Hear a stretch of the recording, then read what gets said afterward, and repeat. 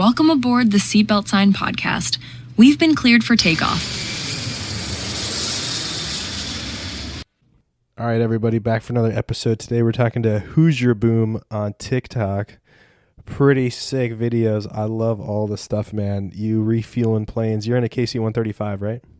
Yep. Dude, so crazy. And you guys just laying on your stomachs, just refueling planes midair, plane to plane. It's so crazy, man. Like, how the hell did you get into that?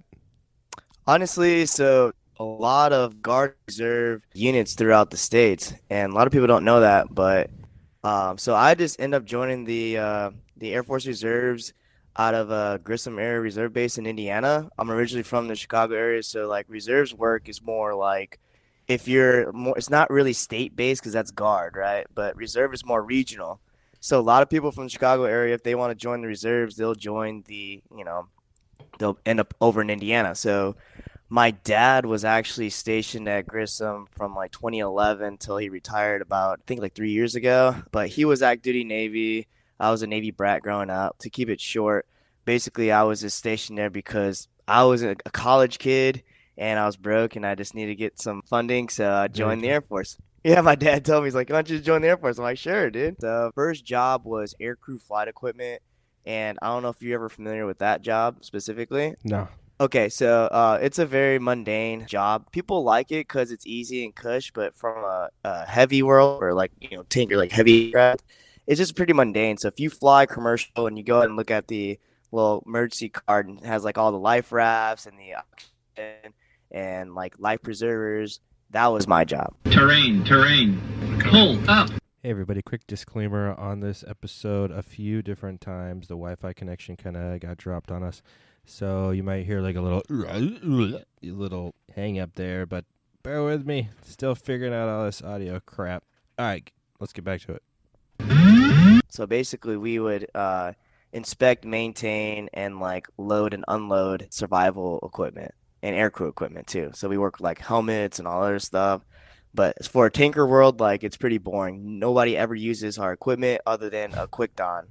If you're familiar with quick yeah, dons the quick donning masks for oxygen when there's like cabin fire and stuff like that. Yeah. Yeah. So like, Okay. and now as an aircrew member, like we pre-flight those every time we fly. If there's anything that does happen, that's the number one thing that we'll use. But as far as just the aircrew flight equipment troop, it was very mundane, and I did that for 8 years, just purely reservist. I was going to school, finishing up my undergrad, then I deployed. Then I went to grad school. Wow, congrats. Then I thank you. Then I deployed again, and this is where it all kind of started to where it's honestly an interesting story. I had just graduated with my master's in exercise phys because my background is I want to do like a strength conditioning coach. I compete in Olympic weightlifting competitively now, but Nice. but like when I was out there, so we're deployed in Qatar 2020 in March. Oh, if you remember that timeline, yeah. that's exactly when the shutdown happened. And you got stuck there. And we got stuck there. So we were just there. I pretty much kind of lost my job, but not really.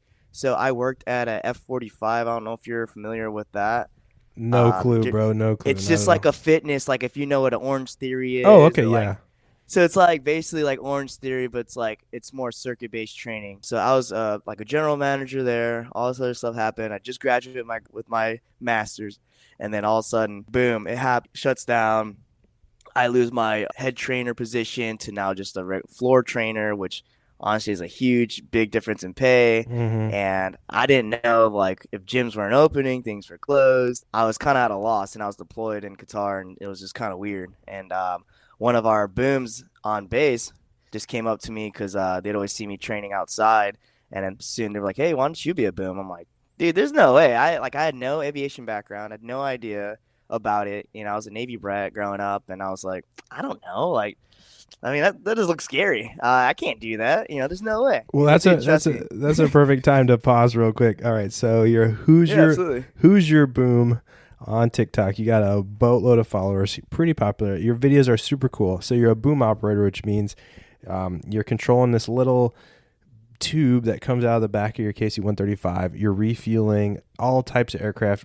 And I want to talk more about the boom here in just a minute. But first off, let's say, okay, so Hoosier. All right, you were just explaining to me where that came from.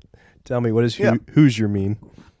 Yeah, so if you're not from Indiana or not familiar with the term Hoosier, like I don't even know. I'm originally from a small town south of Chicago, but pretty much anybody from Indiana is called a Hoosier. I don't know where that came from. I don't know if it's like some old time stuff and whatnot, but anyway, Is it like um, dude? Is that like what it is? I don't know. I think it's like I don't even I don't know. I just know that you're a Hoosier. It's like if someone's from this person, you're this. Like just like basically where you're from, like an Okay. Illinoisan, or like you're not an Indianan, you're a Hoosier. So Okay. like the play on Google. words Hoosier, and Yeah. then who's your boom sounds like who is your boom. So it's I like yeah, love it. I love that. yeah. It makes a lot of sense. Google is saying an Indiana word for corn. Oh no way! See, I don't even know. So anyways, but who's your boom? It sounds pretty cool. I like that play on words. So yeah, man. So just to recap, so you got into the military literally just because you just Yeah. needed like a little money in your pocket. But no, I just for school. Like I was broke. Like I didn't have like any funding really, because like one year like I would get like the loans and whatever, but something happened to where I had to take out a private loan, and that was Oh, like one of the biggest mistakes I've ever had to do. But like my dad told me, he's like, "Hey, I can't sign any more co-sign any more loans. Here's this option," and he's yeah. always trying to push us to the military because the benefits. But Right. us is more like you. He pushes me. I'm like, I don't want to do it. I don't want to be like you, Dad. And then here I am. I'm the same way. I didn't want to go into aviation, and my dad's been a 30-year pilot, and here I am flying airplanes. Yeah, So it's funny how that works. All right, it is. so let's talk about real quick. So you joined the military, and how was all that? You just going in as enlisted, or were you able to go in as like officer because you were already in college? Nah, I just so what they'll do is like if you have some college credits but you don't have a degree, they'll give you an E3 pay. And starting out like because the enlistment ranks go from E1 to E9, and officer obviously O1, O9, but they'll get you in as like an E3 starting out, and you have to have like a 6 year commitment. And for me, I was like, yeah, whatever, I'll do my 6 years and get out. And I had switched bases because it was closer to school, so I joined the Peoria Guard, which has C-130s there, the Cool. H models. I was A.F.E again, but the way that it happened with the transfer was I still had to get like certified on every single piece of equipment that they had, recertified, even though I was already fully qualified. And doing that one time a month and going to college, I was like, I don't think Damn. it's for me. So I called my boss back and I was like, hey, can I go back to Grissom? And he was like, yeah, we'll take you. So that was basically what it. And my dad also, he had also did his last enlistment before he retired. And I was like, well, it'd be nice to like, be at the same base with my dad when we Hell yeah, retire. So, that's cool. so yeah, All right, so that's a little I background. don't Yeah. know shit about military rank or jobs or none of that. So you definitely gotta like say it to me in layman's terms, and for anybody that's I'll try listening. to. All right, so you get in, and what are you doing in the beginning? For what? In military, yeah, I'm in the military. What were you doing? Military in general. Okay. I'm trying to think about it. Well, obviously, everyone has to go through basic training. Right. Right, and that's usually like 8 weeks, and then you'll go into your school, which in the Air Force call it tech school. There's different names for every branch for what their school is. But Okay. basically, you learn your job. So you learn your job. That's another like X amount of weeks, depending on what your job is and how long it takes. Because I would compare it to like me doing A.F.E was a lot shorter compared to me being a boom operator, which is much longer because it's a harder job and What does it's AFE more stand extensive. for? Aircrew flight equipment. Gotcha. Yeah, sorry. You're gonna. Yeah, I'm so. I've been in for 12 years now, so these acronyms I'm just be spouting, and you better just stop me All because good. All good. I'm gonna lose. I'm gonna lose everyone if I keep talking That's all fast good. about. And so when you were getting trained up for your job, did you have any Yeah. choice in that, or were they like, "This is where we need you. That's what you do"? So good question actually. So military in general and enlisted, which most people can wrap their head around. Usually you'll talk to your recruiter and they'll give you like a list of jobs and you can kind of pick through, right? So as a reservist, they have certain slots. Like they're just like you got this base, they got like a hiring list. So when you agree on something, you'll automatically get that as long as you pass. Even for pilots. So when pilots go in and they like say you want to go interview to be a pilot at Grissom, you'll go in, interview, and they'll do whatever. All right, they'll honor it. Once you get your flight physical done, your class 3, I think, they'll send you off to officer training school. You do all that stuff, and I'm sure you've seen videos of like drop night, and people are like don't know what they're gonna get. Oh yeah. And it's funny when you see a guard or reserve guy who got hired at a specific tail. There's no secret. You're just gonna be at that base versus active duty.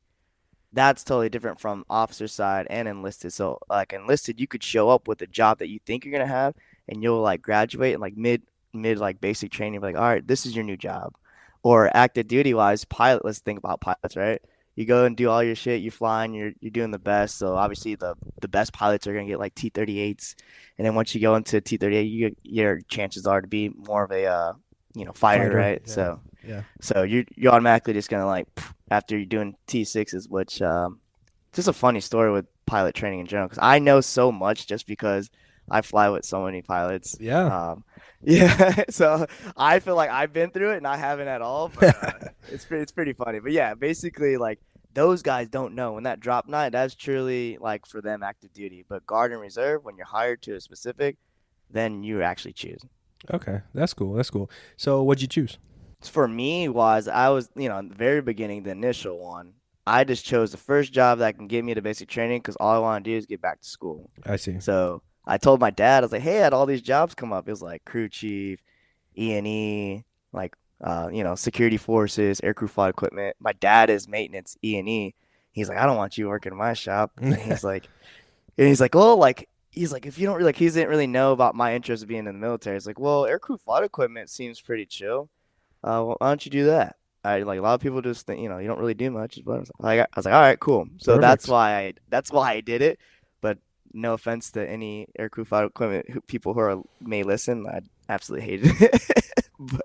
but I got through it. It was just like, especially as a pure reservist going to school full time, I was very grateful to have the military pay 2 of my degrees. So can't complain about that. Yeah, man, it was a perfect job for you. So, as air flight crew equipment, did I say it right? Aircrew flight equipment. Yeah. So, what you said that kind of like you're pre-flighting, right? So, let's talk about what you do on the KC135 before it became like a boomer operator. Okay, so the day-to-day kind of looks different, I guess, for A.F.E.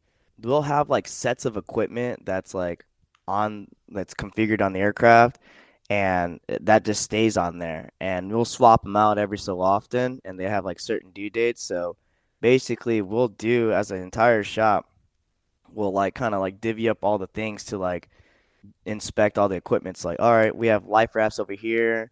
We have life preservers here. We have the O2 section where people will redo the mask and the helmets and inspect that. And then we also have survival kits that we'll have and that we have to like, look at and change stuff out through there. There's also like survival radios that we deal with. So there's a lot of different equipment that's like a set of equipment per plane. And so that's your day to day. You're just primarily in the shop. So the fly line wise is like you'll show up and there's like a flying list, right, where people land and people take off. There's a thing that you'll do when they land. It's called a post flight. And basically all you do is you'll walk up, make sure everything is still good. You'll like make sure the oxygen masks are like wiped out, put the dust cover back on, and then we'll just sign our name, say that we inspected it. Kind of like I always joke around and say that we were house cleaning. Nice. So like things get all jacked up, we divvy it all up, make it all pretty, and then bounce. And then also if there's like inspections that need to get cycled, the most common thing is like quick dons. Like there's a monthly inspection, and I think there's like a 120-day inspection where like every so often you have to swap out these quick dons. So a lot of times just switching those out. Dude, no, that's pretty cool. It sounds like you guys are like mini mechanics. And so when you do these type of checks, do you have to go in and sign like the aircraft logbook or anything like that? Or is it kind of separate? Like, is there a lot of paperwork involved? So we have to keep like a almost like a Excel spreadsheet to keep everything in tab. But then that one will in line with an actual like AF form, like an Air Force form that we have. It's just one sheet. It's called a Form 46, and it has all the piece of equipment, all the dates that was due, and then when it's been inspected and stuff like that. So that way it's up to date. Nice. So boom operator funny thing is the boom operator is in charge of like signing it off, saying that we've seen everything and make sure everything is good. Wicked.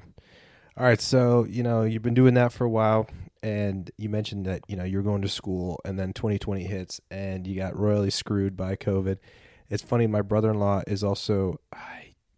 I'm gonna screw this up, and he's gonna bitch at me, but I think he was National Guard, but he was deployed, and he was supposed to come home, and I think he was also in that part of the world.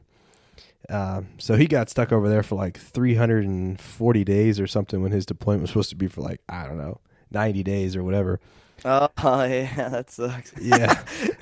And then the military being the military, they like sent him when he got back to the U.S., he had to go camp out in the desert in Texas and like just like in canvas tents, and they were like, yo, watch out for all the spiders and the scorpions out here.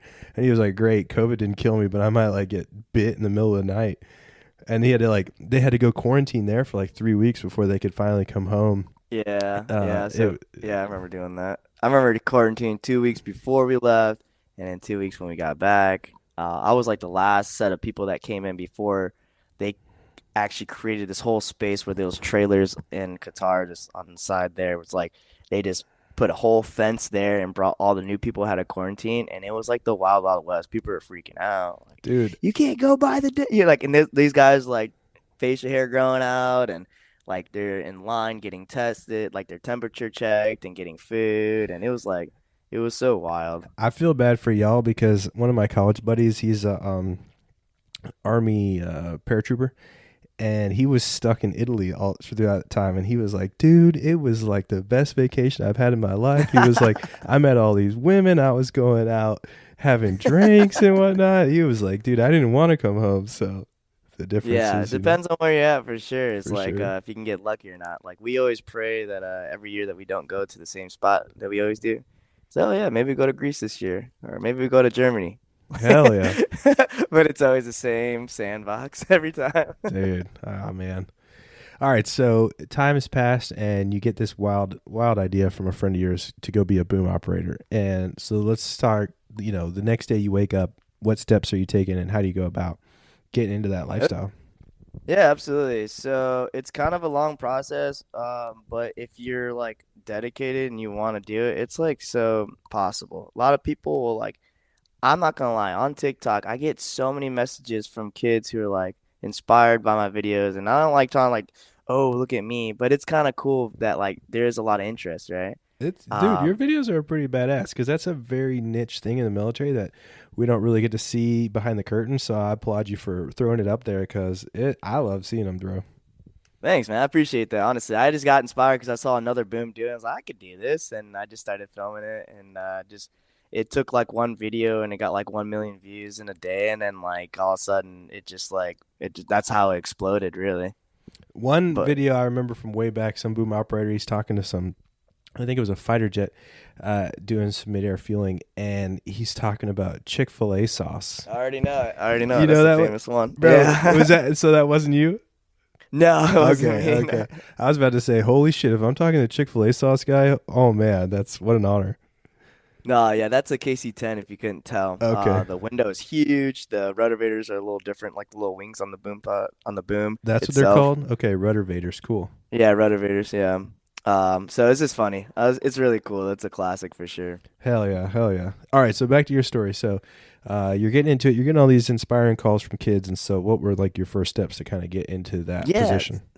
yeah. So anytime I tell them, I'll just be like, basically, how do I word this? Because it's kind of a long. I'll just say through my experience what I did, right? Yeah. So basically, my friend who was already a boom told me, hey, you should be a boom. So the person who's in charge of training will reach out, and you basically just like fill out an application. It's a very basic application, just like a normal job. But basically, all you have to do, and this is only speaking not from active duty, but just as guard or reserve, you usually have to interview for it, for guard and reserve.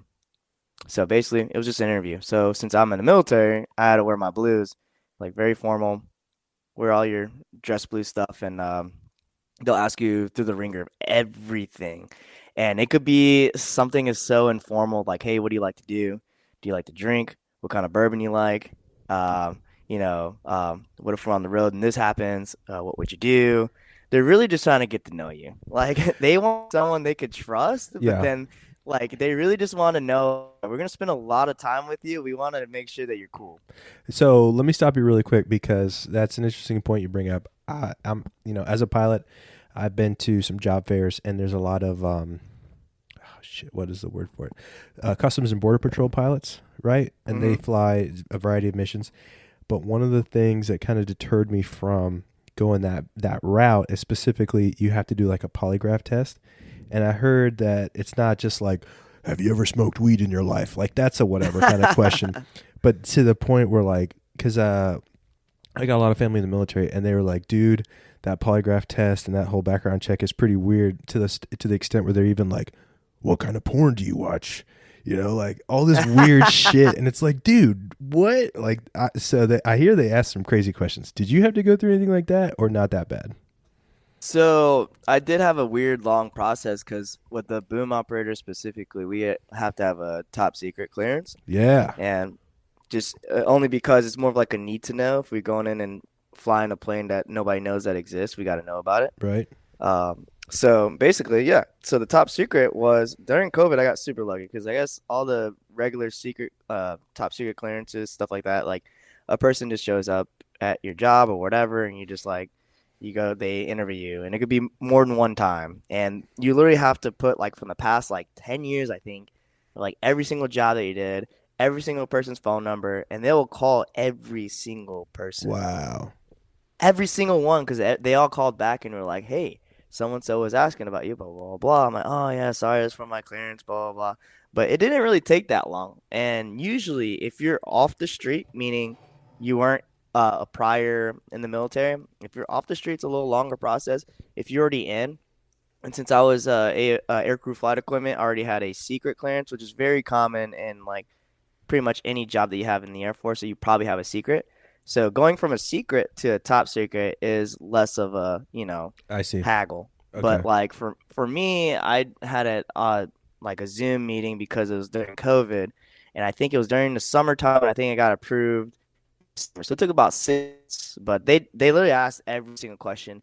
They knew when I got fired from this like college job that I totally forgot about, and I didn't Wow. put it on my list. I was like, oh yeah, I did get fired from that job. It was basically like a student job to where I was a senior and I was about to graduate anyway, so I just stopped showing up. So, Yeah. but it was something like that. I was like, oh shit, Bro. they really know everything. Yeah, so it's about like the men me. in black suits with the black sunglasses. They already know everything. They just want to see if you tell the truth. Yeah, you just got. That's the thing. You got to tell the truth. You just can't That's lie. crazy. That's so crazy. Yeah, you just can't and that's the same thing in the interview too. So like in the interview, like all the booms and pilots like in the board and all that, they all have your information. And so like they'll ask you like, hey, did you do this? You do that? And you're just like, yeah, I did this, or yeah, this happened, or you know what I mean? Like anything that you have, they know. So there's no Interesting. hiding. Interesting. Yeah. Well, we've only been talking for 20 minutes, and I can tell you're a pretty personable guy. So obviously, you made it through flying colors because you got the job. Yeah. Yeah, luckily. So, but that was good. It was honestly, I would say it was some help between me knowing some people. Obviously, like a few of them recommended me to want to apply, and then my dad had went like he went on trips with like a lot of the pilots and boom operators too at the unit. So Nice. he knew Nice. some of them. Yeah. All right, so you make it through, and then they're going to send you out to school. So what do you learn when you're in school to be a boom operator? Man, well, it's been changing so much as far as like the aircrew fundamental stuff, and this is all enlistment side. Obviously, officer is going to have it, like pilot route is going to be like um, slightly different. But as an like enlisted aircrew member, you go through a program that's called Aircrew Fundamentals course, which is basically a crash course of just like a crap load of questions, like 100 like multiple choice questions, and you got to have like 80, I think it's a random number. I think it's like 87% or more. It's like at the center of excellence, they call it. It's in San Antonio. So you Okay. do basically they split it up. It's like you're in San Antonio for like a month. So it's like 2 weeks of aircrew fundies. You basically just know like very basic like aircrew, Air Force, like publications, all this other stuff, like learning about bash and like random stuff like that. And all of a sudden you pass it, you move on to your like specific course. So Aircrew fundies for 2 weeks, and then basic boom operator course for 2 weeks. And I'm saying from my experience, people who are going now, I guess it's longer, and it's like I think you're spending like 2 months in San Antonio, and the basic boom operator course is more extensive. Okay. Just so they could not do so much of the like weeding out process once you're over there in actual boom school. But basically, this is all just a weeding out process.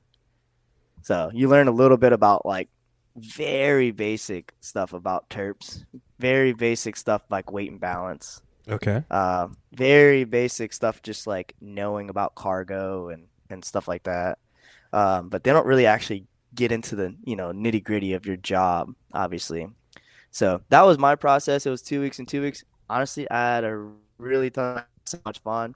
But as far as like academic level, like if you didn't take it seriously, you probably would fail. But you didn't really have a choice. Like Air Force was paying me. I had a rental, I had a rental, hotel, Right. all this other stuff like rental car. Like, dude, what else is there to do but study? So, but I also like I still had fun. So, And was that ever at is it called Lakeland Air Force Base?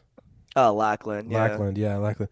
No, that's really cool that you mentioned that. My brother was air traffic control at San Antonio, and so Okay. he talks a lot. Obviously, you guys have your own control tower, but he's dealing with a lot of like your military operation areas and controlling Mhm. traffic. And he actually got to go and do a ride along in a T-38 because I guess like all the air traffic controllers from San Antonio, the people over at your Air Force Base, like they invite him out to come do ride along. So he got to go. Oh, probably at Randolph. Yeah, that's pretty cool. Oh, maybe that's where it was. Yeah.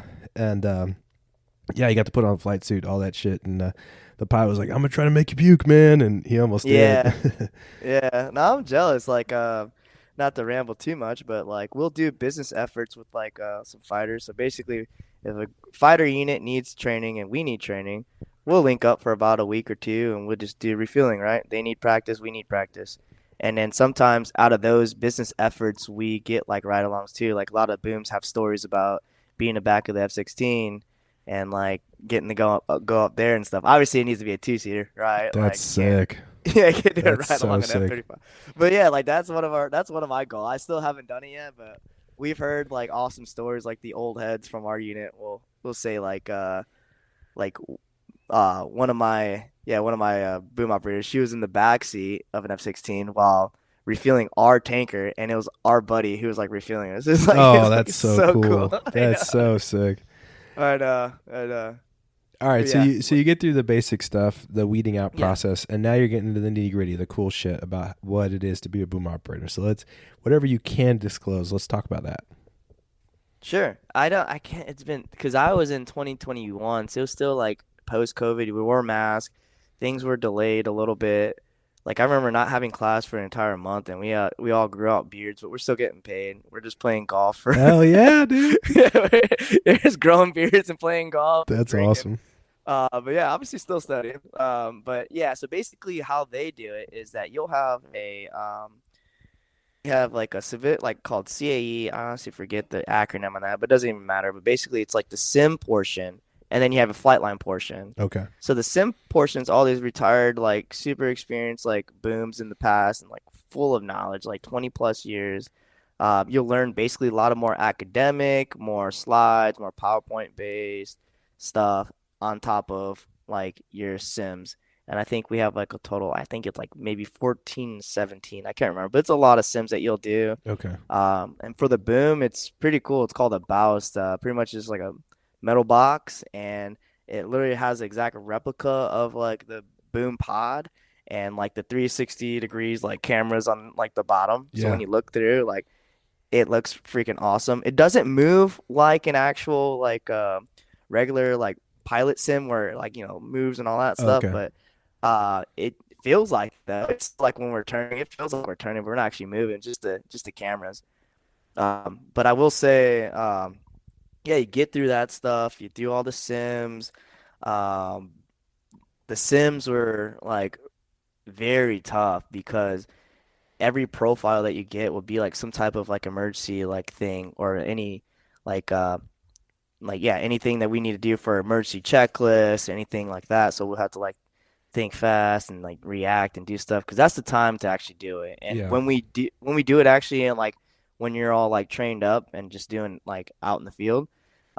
We still have sims to do every year. I think it's about like 6 of them, I think, and that's when we practice the emergency procedures because it's a safe way to do it. Just Sure. do it there. Yeah. And so is all the pilots will do. There's emergency procedures too in the sim as well. Yeah, that's kind of what I'm going through right now as well, and it's like it's fun because you're not going to die. You just hit reset. You know? Yeah. So Yeah. I love that. So it's really cool that we got to link up and talk about this stuff because I've flown with a pilot who was a mechanic for a KC135. Okay. And then I ran into him at Sun and Fun, and we got to go aboard the plane that he's been on and stuff. And he was telling me that as a mechanic on board a flight, because they would like, go to Europe all the time, and he had to be on there in case something breaks. Well, you can't fix it in the plane. You got to fix it when you get on the ground. So he would just like go to the rack, the bunks in the back, kind of like near y'all station, and he would just watch movies, chill. I mean, could you attest to that? Are the mechanics like the biggest bums on the plane? They're just chilling, not doing much. Yeah, no, they're great because obviously they get us off the ground. But it's so funny because they'll look for the boom because we have to do certain checks when we level off when we pass 10,000, right? We'll check oxygen and go back and do all this stuff. But like it's funny because as soon as we move, that's like their cue to like they can get up. And as soon as like a boom operator gets up to go check off to the back, those guys like fucking beeline to the bunks in the Yeah, back and yeah, they sleep. all are like, this is my bed. Don't get in my fucking bed, dude. I called it. Yeah, no, we respect them. They have like the bunks are for them. But there's also like you could fit 1, 2, 3, 4, 5. So you could sit like 5, like there's basically 5 bunks back there. So 2 crew chiefs. A lot of times if we're going over the pond, like going to Hawaii or something, like we have an augmented crew, we're gonna need some of those too. So sometimes like, we'll air crew like, hey, like I save these ones for us. And Yeah, then yeah. like but yeah, that's the extent of the That's bunks. sick. But no, That's sick. maintenance is cool though. I like them. The other interesting thing I learned on the KC135 is your bathroom situation. It is not very glamorous. You want to tell people about that? Yeah, I mean, it's not that bad. I'm so used Bro, to it. it's like a PVC pipe that comes up out of the floor and you got to pee in that one. And then there's like basically like a box that if you got to go Yeah, number yeah, 2 yeah. on there. It's like not Yeah, even so like good. yeah, it's not bad, dude. Trust me, it's not bad. Maybe because I deployed in it, but yeah, like so you have like these two, like when you go in the bathroom, it doesn't look like your commercial one, right? There may be a mirror, may not, maybe a circular mirror, I don't know. But anyway, like you go in, you turn on the lights, and then there's like these 2 white tubes, and we call them the piss tubes, like freaking torpedoes, and you just lift that up and go. But that's for a guy, right? The women though, there's 2 types of toilets that we have. One of them is actual like one that has like legit flush and whatever, but the other one just kind of looks like a camper style. You just flip it up. There's a toilet, but it still does flush, and the juice, the blue juice goes in and whatever. But we always tell people like don't poop on the plane because that thing will stink the entire jet up, and you could tell. And as soon as you walk out, like everyone know that you shit on the plane. Oh, dude. Yeah. But That's so there's a way, funny. there's a secret around it which I found because obviously like, dude, when I was deployed and I made a log of every sortie that I did, and like anytime there was like quesadilla night, I had to poop. So Yeah. like, Yeah, of course, dude. No doubt. there's ways around to make it a comfortable scenario. You just gotta have the poopery, some Oh, stuff like Lord. that. Yeah, the poopery. That's great, dude. That's so funny. But no, Well, it's not that bad. that was one thing I wanted to kind of touch on since we're here is, fighters. Like, yeah, it's badass. It's such a cool thing to be flying. You're Mr. Top Gun. You're the sexiest guy at the bar on base. But when those guys go across the pond, like, majority of them shit themselves because you're Yep. sitting in a jet for like 8 hours. I mean, some of them have like a pilot relief tube so you can pee, but that's just one thing, man.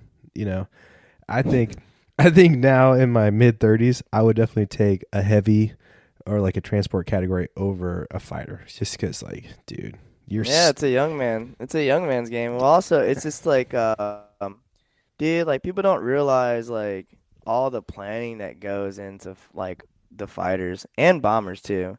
So like fighters, they'll like they'll brief for like fucking hours, go fly for 2 maybe, Yeah, I've go heard. land, and then brief for another hour. It's like, dude, like by the time that they're still the funny thing is like a lot of these exercises that we support, like red flag and all that jazz.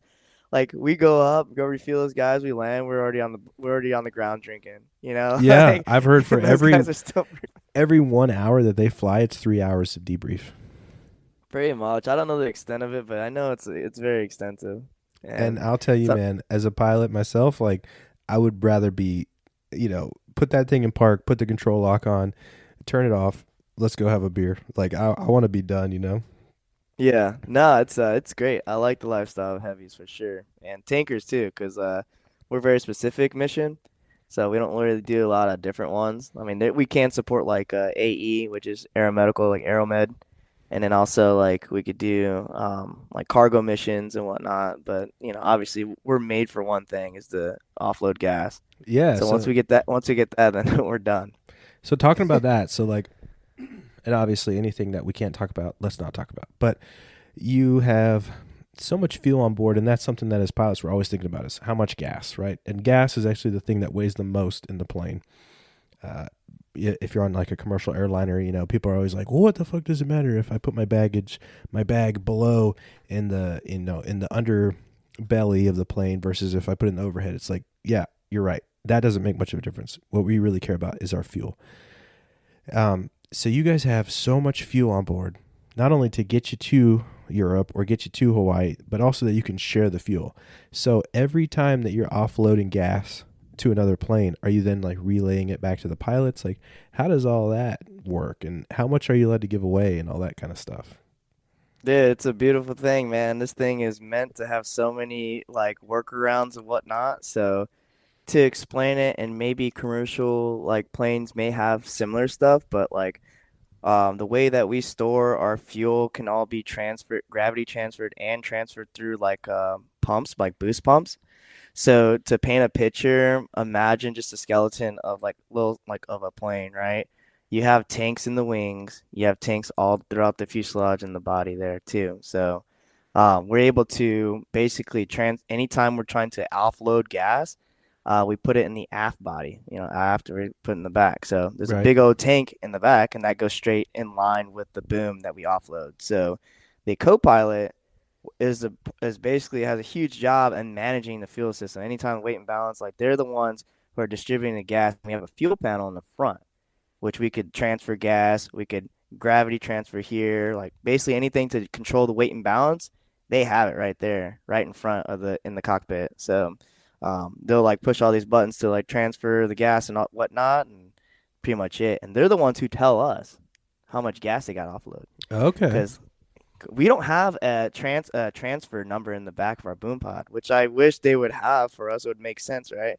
Because we're doing like fighters a lot, and sometimes if there's like a shit ton of them, they get their gas, they'll disconnect, they'll go out to the right wing, and be like, all right, like how much was that, co-pilots? Oh, 6.9. All right, 6.9 offload, cleared to the right wing, and then the boom, they'll go in, other guy comes in, because they have to take tally of like how much they're taking, right? Sure. So Yeah. They got to yeah. know for their weight and balance. Yeah. Yeah, and deployment wise is even more hectic with math. They have to know like instantaneous, which means like what we can give off like right that second. And basically the co-pilot has to think, oh, what's our bingo? How much fuel we can get till we can get home, plus some, or what is fragged is what we're supposed to offload, Right. and versus like how much we actually have on. So Whew. Dude. a lot of math. Hell yeah, a lot of mental math, but with time it becomes easier, and then you just figure out like little tricks to just kind of make it simple. Yeah. Well, talking about gas, man. Okay, let's talk about now like the planes that you have refueled. Have you ever had to like refuel a guy who was just like super nervous, like, bro, I need gas now, or like my engines are gonna flame out, or like, because I hear these guys that are trying to go, land on an aircraft carrier or something, and they've done like a couple of attempts in a bad storm, and they've had to keep going missed, and they're just burning a boatload of fuel, and they're like, shit, I gotta get up to, the air tanker now. Like, you got some stories like that? I wish I had like a very cool story of like fuel emergencies. A lot of training that you do at home station is just training, right? So they don't Okay. sometimes we'll do training missions where they don't even want to take gas. They're just plan like all that stuff is just dry plugs, which means We're just practicing making contact. But you could hear it in their voice when like on a training side, if someone's new and they're a little bit anxious, you can just hear it in their voice, like, click on that, and they're like rushing in. You're just sending them back. But deployed wise, every single mission is basically like they need the gas. So, just a little like ops wise, it's not secret or nothing, but the way that they'll do it, like the fighters will do, is basically they'll take off from a base, from a location. We meet them up. They'll get their gas because they're heavy as hell, right? They're loaded. So they need to get gas right away. So they'll get gas, go to where they need to be. We'll wait around, hang out, fly in airspace, giant like racetrack in the air. They'll come back, and then we'll give them the gas so they can go home. So like when that second time, usually like they really need their gas so they can go home or continue the fight. Because there's been times where like there's some shit going down and like dude's breathing really hard and we have the frequency on ours and we just we hear like there's a fireball on the ground here. I'm like, oh shit. And it's like, then the dude's coming up. It's like, hey, can we stay longer? Or like, hey, blah, blah. Like, hey, can you refill the guys? Because they're like in the area. Like, yeah, we can get them. We have plenty of gas. So like, they'll come in screaming. And it like, I did all my night stuff. So it's like, dude, they're like they're pretty dark. And we don't have night vision goggles or anything like that. And they'll come in and all of a sudden I'm seeing them like within like a few hundred feet. I'm like, oh, there's them. And it'll be like, you'll hear the, you hear like traffic, and then coming out, I was like, all right, that's them, those are guys, and then like we'll go on and refuel them. But it's cool. It's cool to know that like at least like you're just getting the shit done. Like a lot of stuff I post on TikTok, is just like they're all training videos, and then I always post it so like no one's trying to like track me or whatnot. So it's all in the past or whatever. Right. But basically like, I try to make the contacts as pretty as possible. They're not all pretty, but like, as a boom operator, just like greasing a landing, like you want to grease contact there. Hell yeah. It's like just perfect, right? But dude, when they're rushing and breathing like that, like you just hear in their voices like, all right, come on, dude. Like we're just gonna get you your gas and go. I was fucking jamming in there. Or there's times like we refilled some A10s at night and dude, like the fucking Those are one of my favorites, dude. Those things are so cool. They're cool, but they're so hard for us to get in, which means like we'll fly up, refuel them for a little bit, then we go back down and then come back up because they're that slow that they need to keep up. We're basically at almost stall speed and they're at fucking full throttle. Holy shit. That's crazy. Never would have known. Yeah. So then when we're super slow, like sometimes they have to put flaps to 20. And then, like, say if we had an emergency, like, they don't want to overspeed the flaps if we have to do a breakaway. So, oof, that's crazy. Yeah, and then, like, also, like, the boom is sluggish, too, because it's aerodynamic, right? So, like, when it's slow, it's more laggy. So, like, when we're flying slow, I'm put an input, and it's, like, boom, a little bit of delay. So, like, the slower ones are a little tricky, but they're okay. But, like, we'll have issues like hydro issues, a huge thing for the KC135, where we have, like, a slight hydro leak, and it just drips on the window and it's greasy and there's nothing to wipe it off. Oh, dude, and it's hard so we to have see. We have like a hydro fluid like window at night, and then you have an A10. Like I remember doing one, I was like, dude, like I can't really see it that well, but we're gonna try. He's like, yeah, well, I need the gas. I'm like, all right, we're gonna get it done. And like, dude, I'm not gonna lie, like when I saw them come up and my vision, like my depth perception is like kind of gone at that point. And I'm like looking in the corner trying to see a little bit of daylight, and basically as soon as I see their receptacle light, so like obviously they have night lighting, right? The receptacle light's like right there, so the light's on. As soon as I see the shadow of the boom cover the receptacle light, then I know that I'm in line, and I'm just like go for it. Holy shit, dude, this is so fascinating because there's like I can understand the stress as a pilot, but then your stress, right? Like you can't see and it's night and you're like, I want to help this dude. I got to get him the gas, dude. Like that shit's stressful, dude. You ain't got a choice. I mean, you can't call like we go home and they can maybe find another tanker, but maybe not, So, dude, and the fact that you guys are listening to their frequency, I never would have even imagined either. So like you're listening to them in the fight and then you're like, oh, this guy's going to need gas. That's crazy. Yeah. That's cool. I didn't know that. All right, so let's talk really quick about just your training. So you're over the CONUS, you're over the U.S., and you get to do a little shit talking to these new guys who can't do it so well. Are you like, come on, on, man, you're sucking ass right now. Or do you gotta like keep it all professional, or how does that go? I know there's a lot of shit talking in the military. Like as far as like a boom to boom level, or are we No, trolling the boom to like receivers? boom to the receiver. These new guys that are just like in training and they're sucking. You know, are you like talking Yeah, shit I to them? mean, it depends, man. Like, obviously, I post a lot of stuff, and sometimes we're really supposed to keep the comms to a minimum. And like, basically, like, and one of our old heads said, like, if you hear a boom talking, it probably means like he needs to actually say something, you know. So like, I'm pretty quiet on the comms, but some people are just like yappers, and which we kind of hate. Like, even though like there's certain like MCOM procedures, which is like the communications on how much we could talk and how much whatever.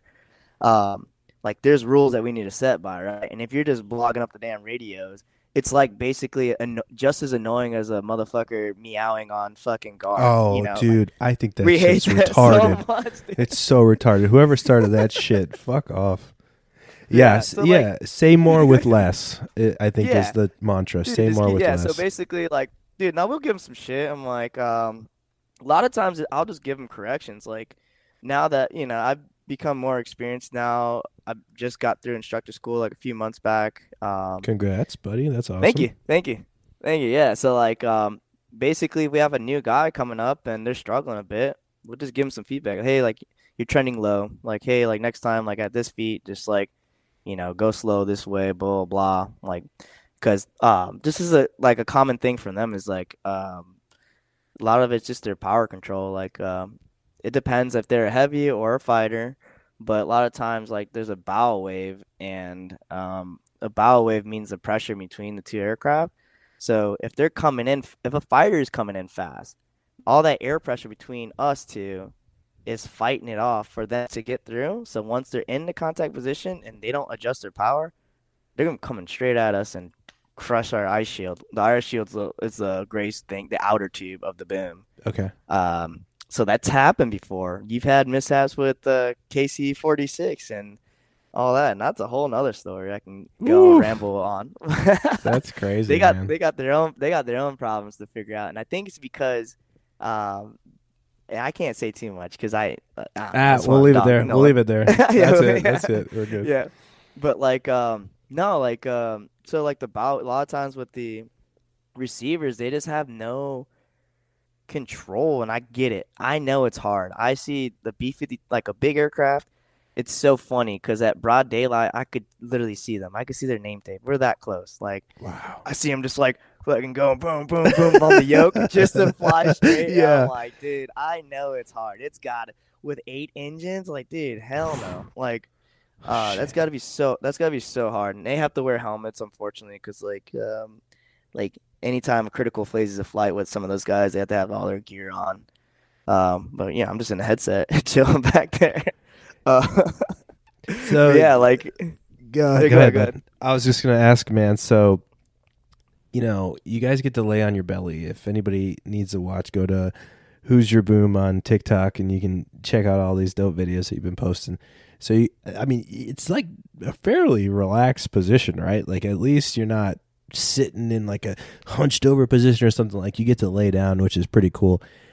How long are you staying in that position, man? Is it hours and hours, or do you guys like kind of rotate? Like you're like, hey, bro, I got to take a whiz. What's it like? It depends. First and foremost, it ain't comfortable. It does look It's pretty cramped. Like if anybody very- has claustrophobia, this is not the job for you, bro. That shit is Yeah. tight. I'm not gonna say it's the most uncomfortable position, but it's definitely not comfortable. It has like this like weird like dips. Like, dude, you're like lower back and your neck hurts all the time usually, and yeah, it gets very uncomfortable after a while. But Sure. just to paint a picture for anyone like who thinks I just live down there in the boom pod the entire flight, no. We sit up front in the flight deck where the nav seat is. We don't have a navigator anymore, so we do a lot of the paperwork. We do a lot of the backup of the pilots. Arguably, I think out of all the enlisted air crew, like we are probably one of the better aviators in general because we're more involved. Like there's so many times where I know the pilot's checklist and I'll either like watch them and see every single step, Wow. or That's cool, like dude. we have to do safety checks and everything, and like call protective phrases like go arounds or anything. Like they'll honor it. If I call a go around, it just happened actually not too long ago. So if both pilots are incapacitated, they're looking at you guys like, hey, can you fly this thing? And well, it's funny. They'll anytime we have a CRM sim, which is like crew risk management stuff, like all that stuff. They'll let us like mess around in the sim. Like I've able to do like a couple landings and takeoffs in the sim.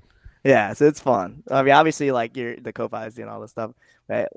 And doing all your checklists and whatnot. But this will let you like actually fly the thing. But yeah, I think it's important to have some of that cross training a little bit, and maybe even have the pilots kind of mess around and of course go on the sim for the boom pod and whatnot. Yeah, everybody needs to have an idea of what other people's jobs are. Yeah, for sure. But yeah, to answer your question though, so usually on average it's about an hour that we're in a boom pod for refueling. Because usually we have a scheduled time, a scheduled place, so that's where we're going to do refueling and maximize all the time. It could be shorter, it could be longer, and if it is longer, like sometimes we do 2 hours, and we're doing down and back twice on the track. That's like so long, and we're refueling a C5, which is huge and tiring because they have a thing what's called trim on our ruddervator, and we'll set it to like the lowest trim so we can get the lower limit. And basically what happens, it could push it down. Like it could, since the bow wave goes in, it just allows the boom to fly lower without us actually like pushing it down. I see. Yeah. Yeah. So, but we have to hold it up before they get into that position, and then we can let go of that up pressure there. But it gets tiring on our shoulder after laying down. You're just like lifting up on your right arm for a long time. Dude, we're lucky for all those pilots that you're like a huge, fitness guy. So you're already yoked back there. So you're not going to like give out on them.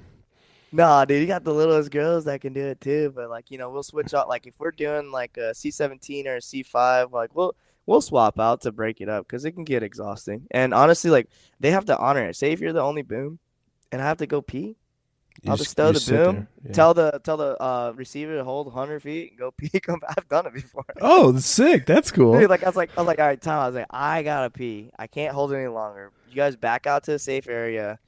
I'm gonna go stow the boom up. I'm gonna go to the bathroom. I'm gonna come back. And It's totally allowed. It's legal. Cool, dude. That's cool.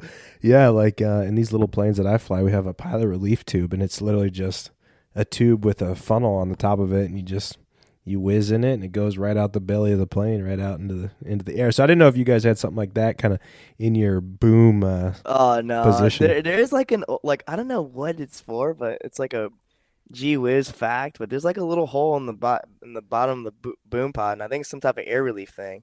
And supposedly, way back in the day, like in the old days, dudes would be like smoking cigarettes and blowing out That's awesome. That's sick. I could see it. There was at least one guy that figured it out, and he was like, "Hey, man, check this out." Yeah, of course. Dude, that's cool. Well, last thing about the boom pod. So I learned the ruddervator, as you called it. I didn't remember that.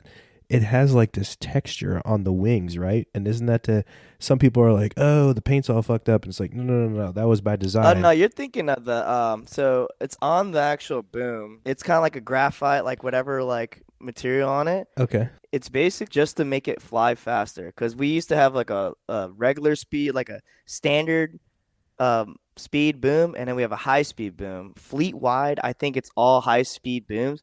But that's the only difference. And that's what it is. Because that little texture helps it like fly through the air faster, right? Supposedly, yeah. Yeah. It's weird when you see it on the ground, though, because it looks like the paint all like chipped and flaked off, but it's all by design. Yeah. Yep, I know what you're talking about. Dude, thank God for those smart aircraft engineers. I think about that every time when I'm flying airplanes, and I'm like, thank God there's smart people in the world that figure this shit out, because I barely understand it, but I'm in charge of doing it, I still don't know how they figured that out in the 50s. I know. All these advancements. Dude, that plane, like, we're so happy, like, not happy with it, but, like, if they just made new KC135s and not worrying about different variants and just maybe cleaned up, like, some of the avionics and maybe updated the boom pod but just kept everything the same, that thing will fly another 100 years, man. Hell yeah. Well, yeah. I'll write a letter to the White House. I'll put a stamp and put it in the mail. And we'll tell them HoosierBoom says, hey, fix this. Yeah, we love the 135, but man, it kicks your ass. Like, dude, like especially as a like you as a pilot, man. Like, so with the old plane, sometimes the cabin pressure is not always like the best, right? So like these things are old, so Yeah. like, dude, like you get beat up, and it's a handful. Like everyone will tell you that the tanker is heavy, and I've flown it in a sim too. It's like a giant bus, even though it's not even that big comparison to like, like an E4 or B-52 or C7, all that jazz. But dude, it's all mechanical. Like we've got like it's not a fly-by-wire. So Dude, and you got a long mission, and like you said, I mean, if there's any sort of like cabin pressure leaks and you're not, breathing as easily as you could be and you're dehydrated, like I could easily see it. You get on the ground and you're wiped out. yeah, dude. Like I'm not gonna lie. When I was first new, I think like, dude, a 4-hour sortie was just so exhausting. Plus, but I was like, I was like, even the pilot's like, dude, I'm toast. Like some guys will compare it to like if they flown on different airframes, like dude, like a 8-hour sortie was like a 4-hour sortie in a tanker. Oh man. Oof. Yeah, That's nuts. That's crazy, yeah, dude. it is crazy. All right, well, last question I have for you is now obviously you have a top secret clearance. And so you've done some missions that are at that level. My grandfather, he flew in Vietnam, so he like took some things that later became declassified. He still took them to the grave, like he never talked about it. Now, is that hard to internalize and just be like, I can never talk about this? You just have to compartmentalize it, or is it like, man, I'd love to tell you about this, but I can't. Like, what is that mentality like? Because I'm the worst at keeping secrets. Like, even if I buy my girlfriend something for her birthday, which is like 2 months from now, I'm like, this is what I bought you. Like I can't keep a secret. Yeah. So what is that mental process like? It's not that bad. It's not that bad. You just get in that mentality of like you can only talk up to a certain much, and what is secret. Not even me sharing the stories that I have with you. You're like, man, that's pretty detailed. That's like nowhere near to where like the extent of like what we know and what we could tell, or if what you could understand, right? I see. So like, we go in the vault, and that's when we could talk to like all of our buddies and who else with, and that's okay. And then say if I'm like talking to you or my girlfriend or whoever that I can't share it with, I know I can just talk up to a certain point and just keep it at that level. Does that make sense? Yeah. So you it can doesn't share, it doesn't, yeah. you can share some, not just like, not everything. I see. Yeah, it's not that bad. So it's like Okay. I just know what I can and cannot talk about and how far I want to keep it, or just keep it basic, and that's okay. And it's cool because like it's a little bit of pride, Sure. It's like, and then like obviously it's like it is taking our job secret, not secret, serious and secret, right? Yeah. But at the end of the day, it's like it's not even that deep. You know what I mean? Like I may know some crazy stuff that I've gone in the vault and like, oh shit, this is really what's going on. But then like when you go out of that vault, you're just like, okay, like I don't know, Yeah, you're just it's able over. to kind of just shut it off a little bit, right? Yeah. I don't know. Yeah. Dude, well, obviously you were the man for the job. They had that interview with you. You had the right mentality for it. Kudos. Again, dude, thank you for your service. I think what you do is fucking sick, dude. I love the videos, so please keep them coming. And my last question to wrap everything up with is, have you seen any aliens up there, bro? You seen anything crazy? I can't say anything. He's Mr. Top Secret. Dude, I love it. Perfect answer, bro. Perfect answer. Oh, that's sick. Well, hey. I'm totally messing with you, dude. All right. For everybody listening, everybody curious, go and follow HoosierBoom on TikTok. Are you also on Instagram? Yeah, I'm on Instagram. I don't really post. It's just all non-related. TikTok. That's okay. Yeah, Cool. It's all TikTok. It's all my aviation stuff. Cool. And you had mentioned that for a while there you were doing a podcast. Do you still do a podcast? Yeah, it's more weightlifting related, but I haven't done it in a while, so yeah, it's not really too related to Well, it. hey, shout out to your podcast. What's it called? Thanks. It's called Power or Nah Podcast. All right. We got everybody that's listening, the 15 people that listen to this stupid podcast, please go and listen to Exactly. that as well. All right, buddy. Hey, it's been real. Thanks so much for coming on and telling us all about the cool shit that you get to do in the military. Thank you very much. Thanks for having me. Clear to land, wind 280 at 7 knots.